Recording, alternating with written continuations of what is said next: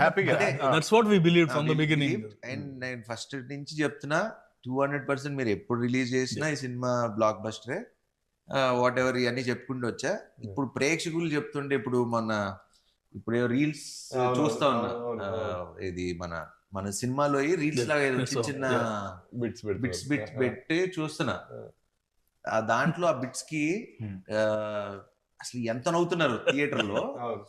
మన కిషోర్ది చూసా, కిషోర్ వెళ్ళి సంపత్ గారిది కాళ్ళు కడుగుతాడు, ఒరే కాళ్ళు కడిగినట్లేదు పెడిక్యూర్ చేసినట్టు.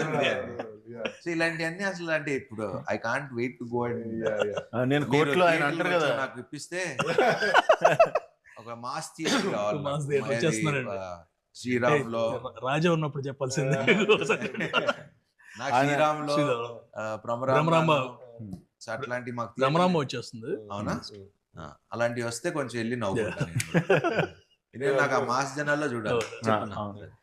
వెన్నెల కిషోర్ గారు చాలా ఇన్నోసెంట్ గా చాలా చాలా నీట్ గా చేశారు. నాకు చాలా నచ్చింది. ఆయన ఫ్లోలో ఆదేశిస్తున్నాను అంటారు కదా జడ్జిని, ఆయన ఆదేశిస్తున్నాను అనకూడదు, అభ్యర్థిస్తున్నాను.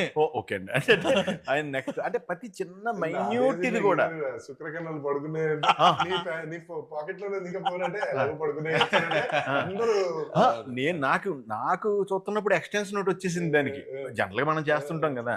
రఘుబాబు గారు అడిగితే తిను అంటాడు కదా, తిను ఇలాగా సో ఎలాగా పడుకున్నాయి కాబా అని చెప్పేసి అన్నప్పుడు రఘుబాబు గారు కూడా తీసి మళ్ళీ జేబులో పెట్టేసుకుంటాను.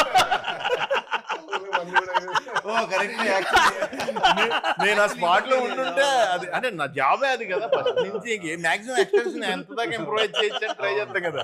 అప్పుడు రావు గారు ఇంకెలాగ ఉపయోగం లేదా సరే అని నాకు ఇలాంటి అంటే నువ్వు ఆల్రెడీ ఏబిసిడి రాసావు కాబట్టి డిఎఫ్ ఐడియా అవుతుంది. మళ్ళీ అది నువ్వు రాయలేదనుకో మాకు రాదు ఏబిసిడి మేము అక్కడ. అదొకటి ఇంకోటి అది బాగా మీరు కన్ను కొట్టి నడిచేది కదంటే ఆయన కూడా కన్ను కొట్టి అవన్నీ యాక్షన్ రియాక్షన్ స్పాట్ లో అది నాకు సత్య రియాక్షన్ లో టాప్ రియాక్షన్. పెళ్ళికొడికి ఎక్కడ చాలా కూల్ గా నరేష్ గారు ఎంట్రీ అసలు ఒక జర్కిస్తారు కదా తర్వాత ఆయన సూపర్.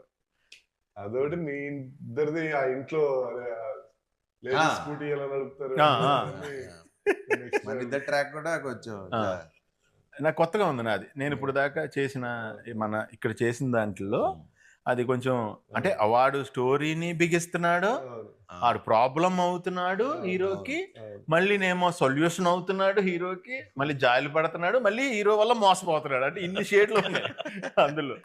హైలైట్ నరేష్ గారు హైలైట్